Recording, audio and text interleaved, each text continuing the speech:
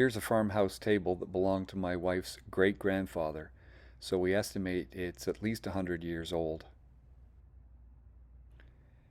It used to have a drop leaf on both sides, and you can see here where the hinges used to be connected. Over the years, the boards on the tabletop have come apart, and because the table was being used for some utilitarian purposes, they were just nailed down to repair it. I'm told that, among other things, this table was used in the farmhouse for plucking chickens and ironing clothes. When it came to my wife in the early 1980s, she used it for making musical instrument reeds. When our kids were small, we stapled a large piece of boxboard to the tabletop and used it as an art table. And then later on, my wife started using it as a sewing table. Now that our family's larger, we often get the table out, put a nice tablecloth on top of it, and use it when we have large gatherings. And it's for this reason that we felt the need to spruce it up a little bit.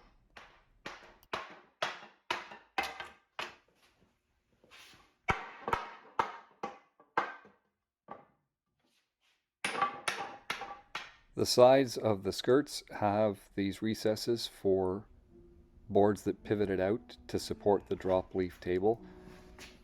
I'm going to fill those in. I got the feeling that the condition of the paint might be reflective of the condition of the wood underneath.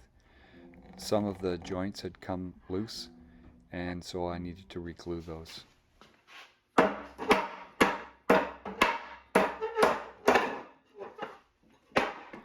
The other three corners wouldn't budge, so I knew they didn't need any glue.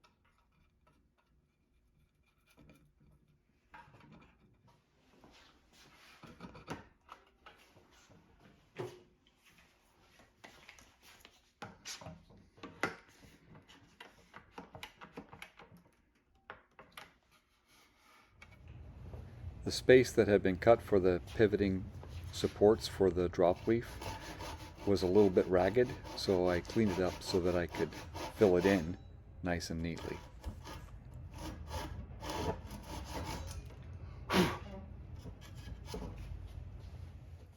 And I made any other repairs that I thought were necessary.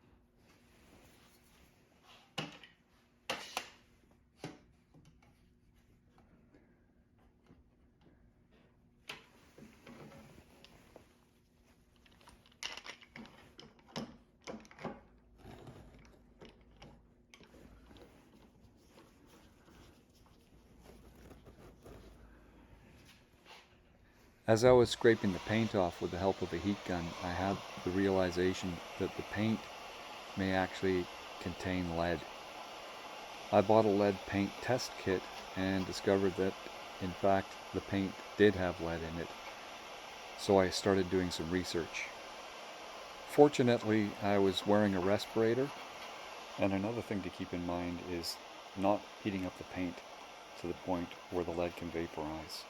What I will do differently next time is take the piece outside to scrape it, and I'll do it on top of a tarp so that I can contain all the scrapings and then properly dispose of them.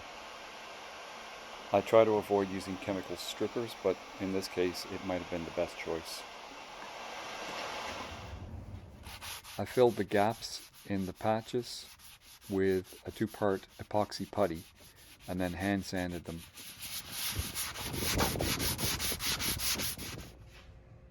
Before priming with a white sealer, I rubbed the whole thing down with mineral spirits and let it dry.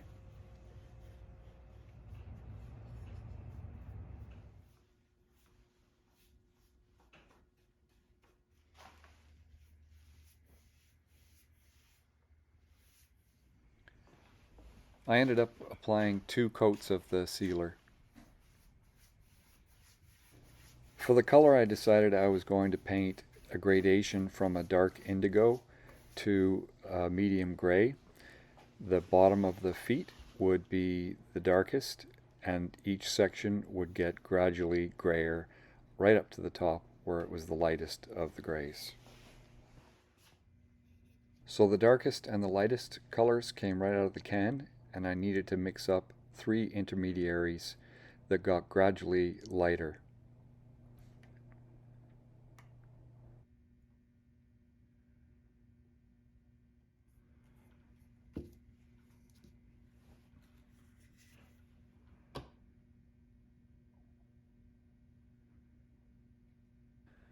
I really love making these videos, and I plan to keep doing it on a regular basis. If you like what you're seeing, I'd appreciate it if you'd subscribe to my channel. Depending on which device you're using, you might have to click the word subscribe. You might have to click the symbol that represents my channel. But either way, it's free, and really all it means is that whenever I post a new video, you'll be informed that it's ready to watch.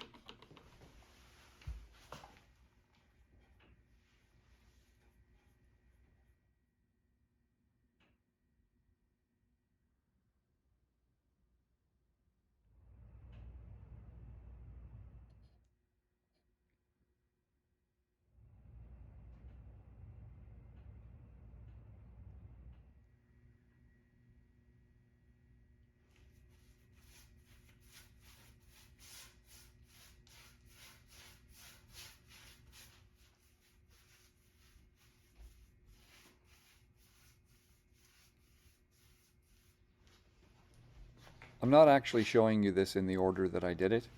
While I was waiting for paint to dry, I worked on the tabletop. While I was waiting for glue to dry, I worked on the leg assembly. I use an electric planer to edge join boards. It doesn't do as good a job as a jointer would, but I don't have a jointer, so this works perfectly acceptably. I arranged the boards in a pattern that I found visually pleasing. I included 2 boards on the outside that had flaws on the edges because I needed to trim the tabletop down anyway. And then I numbered the boards on their ends so that I could keep track of where I wanted them. Then I measured out where I was going to put the biscuits for the joins.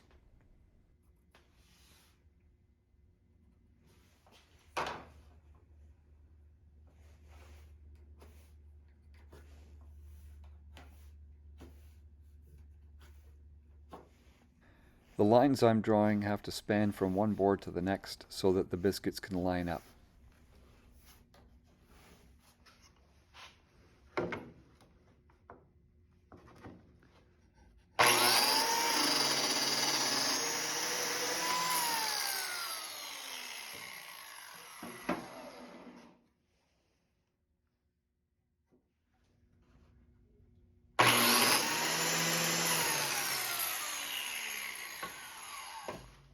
The wood glue I use sets up in just 10 minutes, so sometimes gluing up a bunch of boards together can make me feel a little pressure. So instead of gluing all 7 of these boards at once, I decided to glue them in 2 bunches, first a group of 3 and then a group of 4.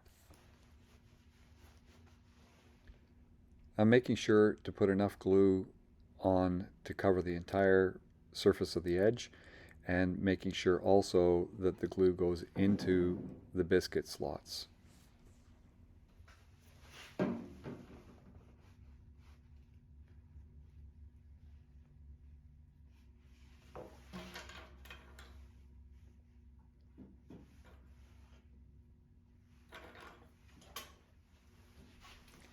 It's also important to get glue on both sides of the biscuit.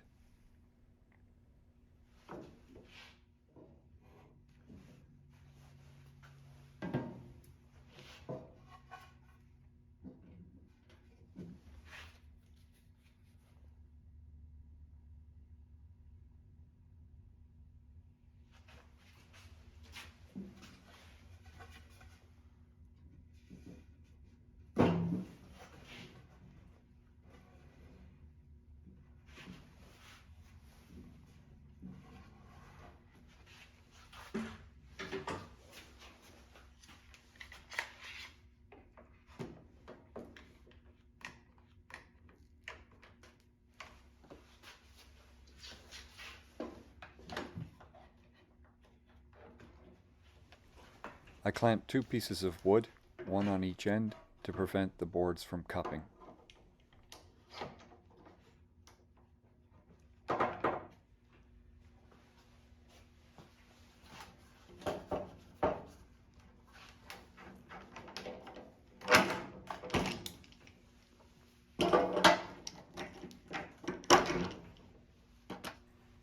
Here's the panel with 4 boards, all glued up and dry, just removing the clamps.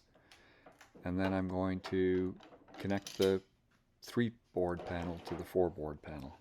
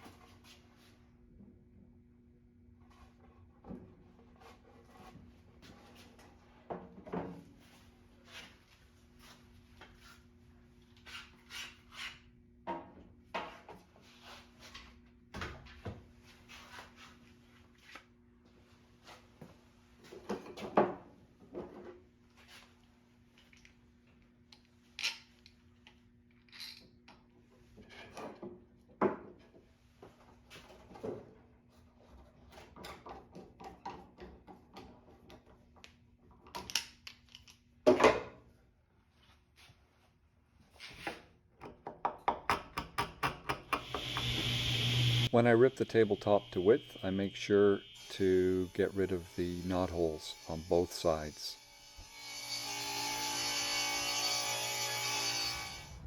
Ripping the top to length is a little less straightforward because my fence actually only extends out about 25 inches and I want to make the tabletop 42 inches. So instead, I've clamped a board to the tabletop itself, and I'm using that to run against the edge of the table saw so that I can get the right length.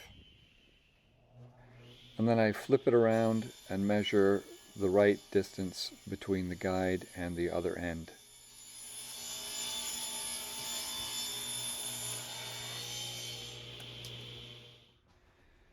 There were a number of very small spaces between the boards that might have filled in with the final finish, but just in case, I decided to fill them with wood filler.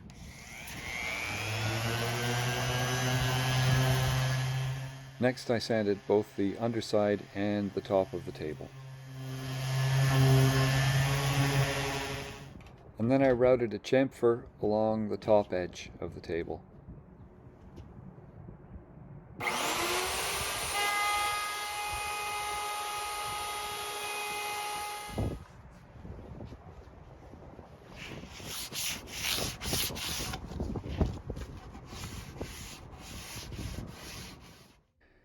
usually partial to warm colored finishes, so I often use a water-based urethane that has a stain mixed into it, but because the leg assembly is painted with cool colors, I decided to use just a clear urethane to maintain the lighter and cooler tone of the pine.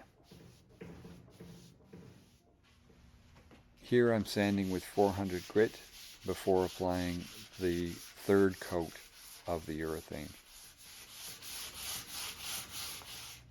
Before gluing the legs onto the tabletop, I make sure that I have equal space on all sides of the leg assembly. I decided to use the original holes in the leg assembly to attach it to the tabletop, and so once I got it all lined up, I used an awl to just poke a little dent in the tabletop surface so that I could remove the legs and then pre-drill some holes. You can't really tell from this perspective, but I'm drilling the holes at the same angle as they are in the skirt.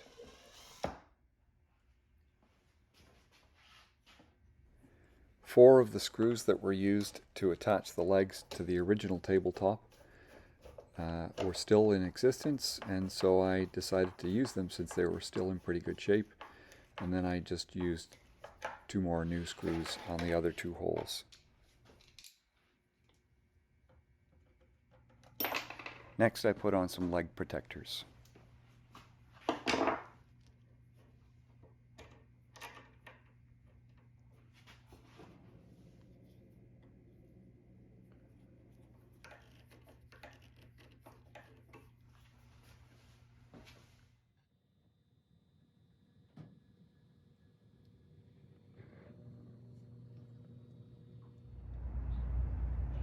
From a 100-year-old farm table on its last legs to a 100-year-old farm table with great legs.